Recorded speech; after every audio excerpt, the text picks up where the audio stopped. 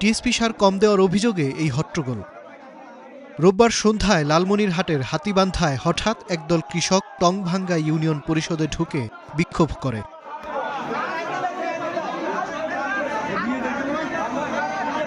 এ সময় তারা সার বিতরণের দায়িত্বে থাকা উপসহকারী কৃষি কর্মকর্তা ও ডিলারকে অবরুদ্ধ করে।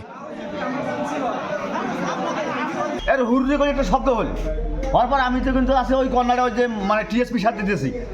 এখন ৮-১০ জন লোক সন্ধ্যা, বিশেষ করে যে ব্যাঙ্গের বেটা আমার ওই যে ঢাকা যেটা কাঁচামালের দোকান করে, ওই সময় আসি এই খামারটাতে হাত দিয়ে একটা বস্তা উড়িয়ে সারা আগে নিচে। তারপরে আমি সারটা টানি নামাইলাম নিছো, তার আমার পাং ধরলে হয়, তাহলে মেম্বার তোমার দোয়াই নিয়ে আমি একটা বস্তা নিয়ে যাবো।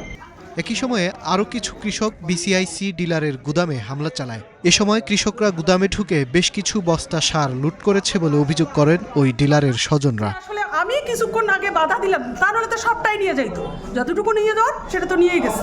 প্রয়োজন অনুযায়ী সার বিতরণ করা হবে এমন আশ্বাস দিয়ে বিক্ষুব্ধ কৃষকদের শান্ত করে পরিস্থিতি নিয়ন্ত্রণে নেয় আইনশৃঙ্খলা রক্ষাকারী বাহিনী।